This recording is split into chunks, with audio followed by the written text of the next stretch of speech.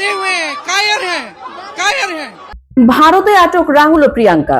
ভারতের রাজধানী দিল্লিতে নির্বাচন কমিশনের নিরপেক্ষতা ইস্যুতে বিক্ষোভ চলাকালে কংগ্রেস নেতা রাহুল গান্ধী ও প্রিয়াঙ্কা গান্ধী সহ বিরোধী দলীয় সংসদ সদস্যদের আটক করেছে পুলিশ। সোমবার 11 আগস্ট সকালে পার্লামেন্ট ভবনের সামনে ঘটনা ঘটে।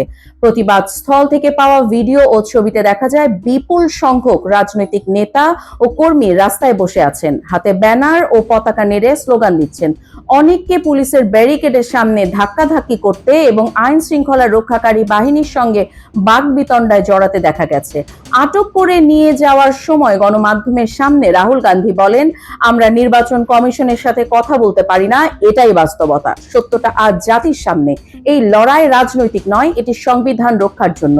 এটি এক ব্যক্তি এক ভোটের লড়াই। আমরা একটি পরিষ্কার এবং নির্ভুল ভোটার তালিকা চাই। রাহুলের পাশাপাশি তার বোন প্রিয়াঙ্কা গান্ধীকেও আটক করেছে পুলিশ। বিহারের SIR বিতর্কের মধ্যে নির্বাচন কমিশনের সদর দপ্তরের দিকে প্রতিবাদ মিছিলের সময় তাদের আটক করে নিয়ে যাওয়া হয়। এ সময় প্রিয়াঙ্কা বলেন, ওরা ভয় পেয়েছে, সরকার কাপুরুষ।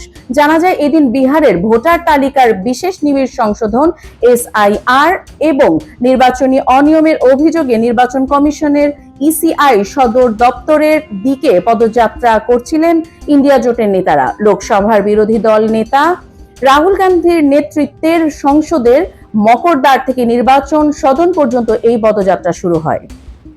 তবে পার্লামেন্ট ভবন থেকে এগোতেই পুলিশ ব্যারিকেড বসিয়ে তাদের থামিয়ে দেয়। এ সময় কয়েকজন সংসদ সদস্য যেমন তৃণমূলের মহুয়া মৈত্র ও সমাজবাদী পার্টির অখিলেশ যাদব ব্যারিকেড টপকানোর চেষ্টা করেন। অন্যদিকে কংগ্রেস সভাপতি মল্লিকার্জুন খার্গে সহ কয়েকজন নেতা ঘটনাস্থলেই বসে পড়েন এবং অবস্থান ধর্মঘট শুরু করেন।